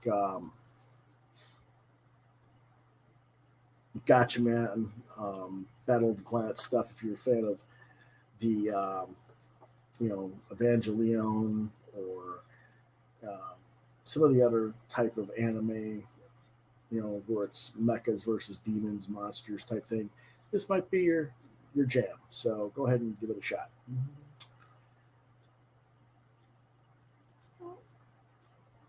And our last review of the week for Kickstarters is Serious Creatures by Tony McCann. And I already backed this book. It's got 6 days to go. And it has over double what the goal was, so it is already funded. And this is about a kid. It's a 200-page graphic novel about a teenager special effects artist who grew up in the Hollywood industry of the 70s to the 90s. My name's Tony McMillan. I make books and comic books, and my newest comic is called Serious Creatures. And the good news is, it's already done. So why the hell am I talking to you? Like that. Well, I want to collect into a trade paperback, and I need your help to make that happen.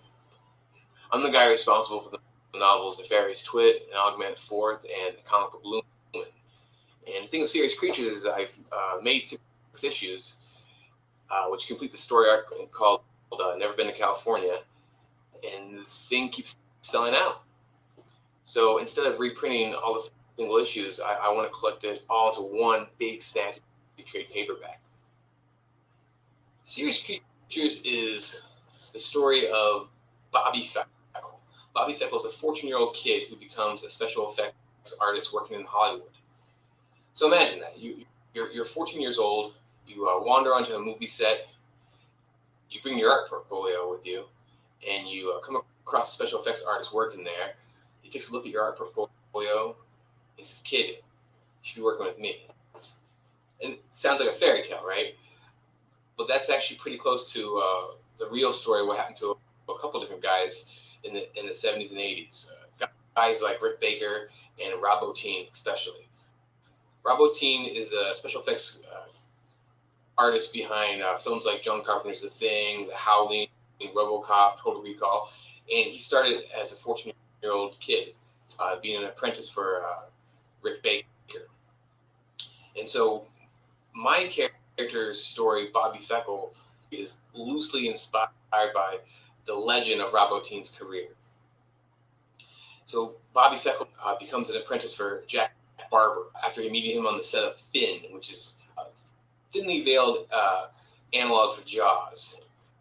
So at this young age, Bobby is working on multi-million-dollar movies, and he's got a front row seat to the blockbuster movie revolution, which took with films like Jaws and Star Wars, which took over the movie industry.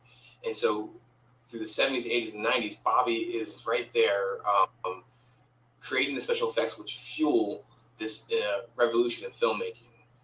It also is a story of a kid who's in way over his head. And it's going to be a hell of a trade. So basically, you're going to have 6 issues of the series, as well as 6 essays by different novelists, special effects artists, and filmmakers who all contributed essays about film and special effects and horror films. And then also, I'm going to contribute a bunch of back matter like character design sheets, alternate art which wasn't used, thumbnails, some covers which weren't used. And I'm also going to include with all this, is the thing I'm most excited about, is a download to cartoonist commentary, which is going to be the equivalent of a director's commentary. So I'm going to walk you through nearly every page of all 6 issues and tell you about all the Easter eggs, the references, the personal anecdotes, the process stuff, telling you why I made certain choices, why I decided to color it this way, or why I drew it this way, and just kind of walk you through the entire comic. So if you like monster movies, special effects, film history, horror adjacent coming-of-age comedies, then Serious Creatures is a comic book for you. And if you don't want anyone who's into the same kind of thing as you, then please let them know about this campaign. And I hope you get your hands on a copy of the collection. And I appreciate you contributing to the campaign. Thanks a bunch.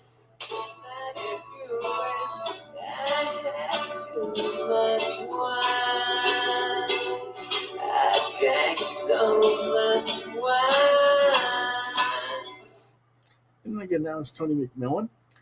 And, I went and got the printed edition for 200 pages plus the other stuff.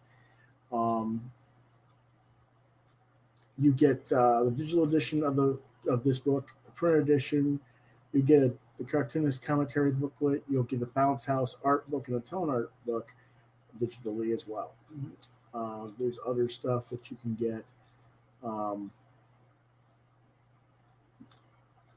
that are no longer in print, art books that are the digitals, which were the Bounce House and the tone art book. You can get the digital of the Serious Creatures for $15. You can get a Lumen, which is another graphic novel of his, in addition, digitally with that. You can get it, Serious Creatures in limited print. I just got Serious Creatures. Not that I wasn't interested in Lumen, but there's just so much I can get. November 2020 is when the books are going to start shipping too. So since everything's done, interesting. He's got retailer exclusives. You can get original art, all kinds of stuff in here as well. What interested me in this was mostly the nature of the concept, loosely based on experiences he had, or not him, but other people he knew in that field of science fiction filmmaking, with the blockbuster filmmaking and special effects crews. So I thought I'd give it a shot, and hopefully I'll enjoy it. And when I get that, I'll definitely review that one. Okay, and that pretty much covers our crowdfunding reviews. And quickly, John, since you're here, you came in really late to the show.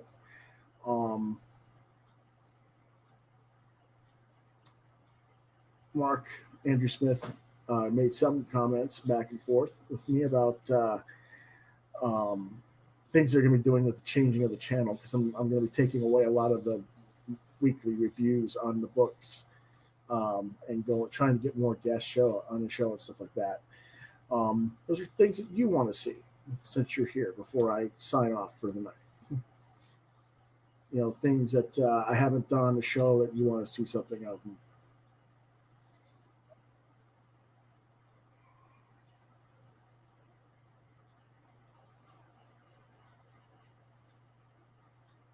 and he's probably too tired, and he'll probably say he can't think of anything. To be honest, we'll probably have to have him on a little bit later time when he's not busy with his I'll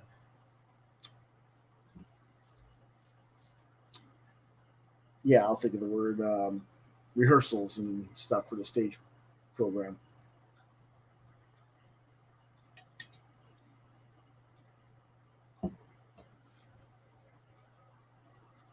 Yeah, definitely more guests if you can get them. Yeah, I definitely need to get some more guests on the show.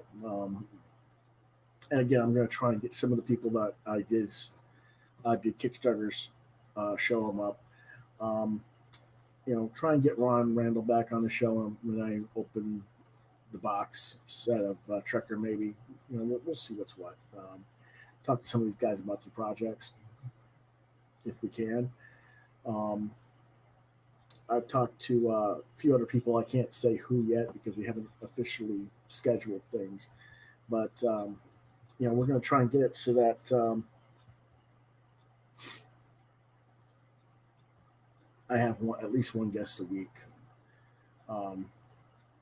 Definitely by January, I'm going to have it get it set up for season 3. But I don't know what we're going to be doing for the next for November and December just yet. I think what we'll probably end up doing is a lot of commission promotions and doing live draws and stuff like that if I can. But that's another question. You've watched some of the live draws, John. What do you think of my camera angles? I mean, I'm Mark says it's not that much of an issue. I think that there might be an issue with my angles where the artwork is too far away from the camera, wrong angle, or my hand blocks the drawing. I need a little more feedback on that sort of stuff so I can try to improve that, hopefully.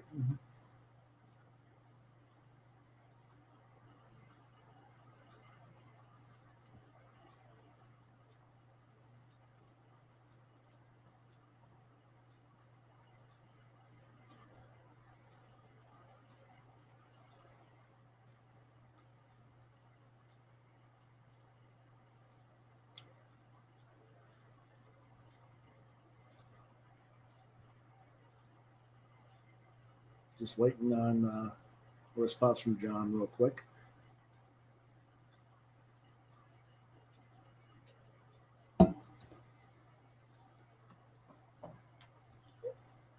And while we're waiting on John to respond, what do you think of the shirt? I mean, it's not. I got the shirt at Five Below, graphics tee for $5. I was thinking about doing something very similar to this design, only instead of the alligator head that you see here, I was going to put the raven. Is that something that you guys would be interested in as a shirt design, t-shirt design?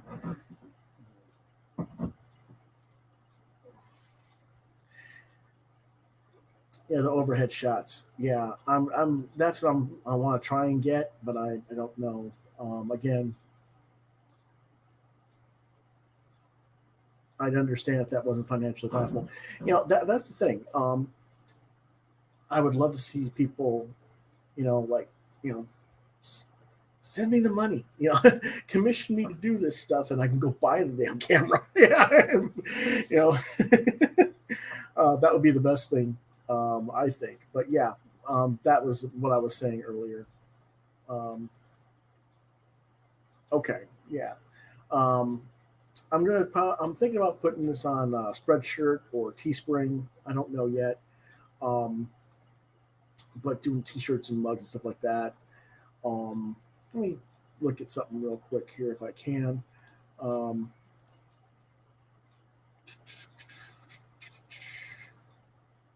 already looked at that place. Here we go. I'm going to share something from another group.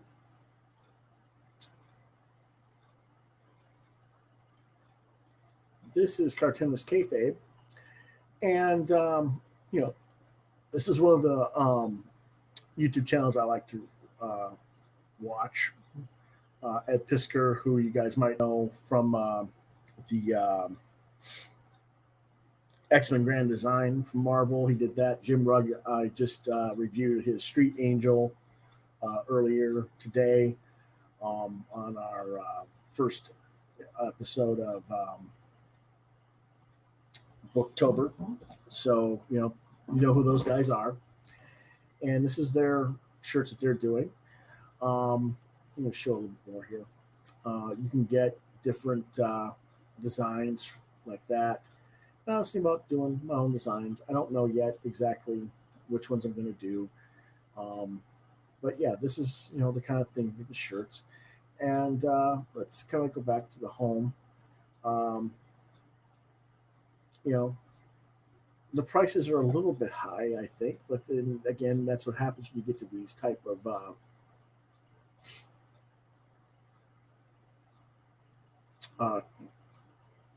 pages, and store designs, because they're going to get their cut and the artist is going to get their cut as well.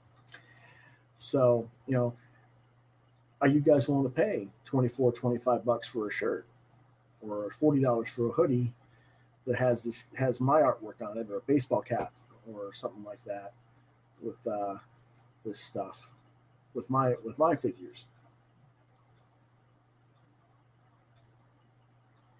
If that's something that appeals to you, then I'll put together a channel like that, or a page like that, and put my designs on there. And what I'll do is I'll do a shirt kind of like this one with the checkerboard design with a triangle with the raven in there. It will be one design. Another design will be, basically what you guys see at the beginning of the show, the graphic with the raven sitting in the space station with the cameras and video cameras and video monitors. So I'll have that design. I'm going to do a Space of the Alien design, some other designs as well. And that's, what I'm kind of looking to promote. When you say the Cool Raven design, like this shirt, or do you mean like my opening graphic to the show?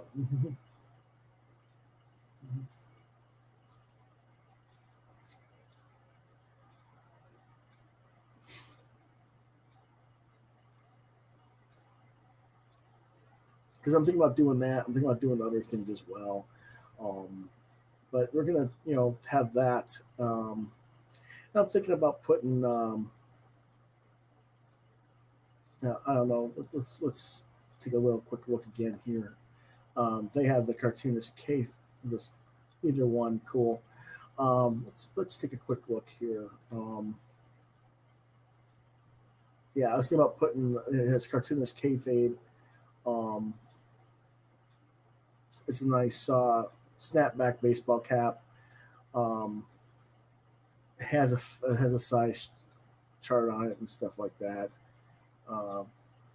Looks like a pretty decent cloth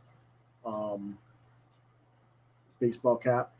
Has their kayfabe logo on it. I can't really tell how that would look exactly. They don't really show per se. Because how it would look graphically, is it going to be stitched? Is it going to be that one? I'd have to find out. I'll have to talk to him about it. Some of the stuff I know is just printed on, like tote bags and other things like that. So I'm not mind about that, but interesting. Yeah. I'm thinking about doing stuff like that, though. So that's part of what we'll be doing by November at the latest. Hopefully we can get those ready, because I want to get that stuff so you can order it and get it shipped to you in time for Christmas this year. So I know I've been delaying on that. And part of the reason I was delaying was, like I said earlier in the show, I was trying to find someone local to do it so I could just have them in my hot little hands, so to speak. Unfortunately, I don't know price-wise. I'm trying to figure it out, because when you do it local, or you want to do a thing like that, they want a bulk order. And I don't have the money to bulk order. I don't have the demand for bulk order. So it looks like I'm going to have to go online and do it kind of like, one at a time type orders on an online site. And that means I won't make as much money per item, but it is what it is. At least I'll make some money. So that's what we'll do. And so I want to thank you all for watching tonight. And John, go back and watch the whole episode when you get a chance, so that you can get back to me on some other feedback. Since you came in late this evening, I hope you had a good rehearsal, and you'll have to come if you got time. Maybe you can come on a little bit later. We'll do a quick catch up on what you're doing with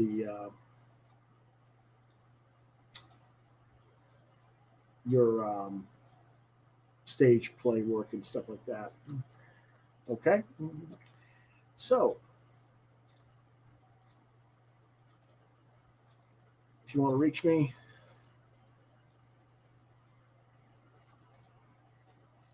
you can reach me at Facebook at Lewis.BrightRaven, DeviantArt.com BrightRaven, on YouTube at Quoth the Raven Lewis Bright Raven. Best place to reach me on email is quoththeravenlbr72@gmail.com, or if you can't reach me there, try lewisbrightraven@yahoo.com. The podcast normally airs Thursday nights, 9 p.m. Eastern Standard Time. Now, tomorrow I will be on with the next edition of Booktober. I don't know exactly what time I'll be airing it because my AC is broken and they're coming tomorrow morning to fix it. And I don't know how noisy they're going to be or what the situation is going to be. So I will wait until that's taken care of before I schedule a time to be on, okay? But I will have an episode on at some point tomorrow for day 2 of Booktober. And so I will bid you adieu for the evening. Have a good night, folks, and we will see you next time.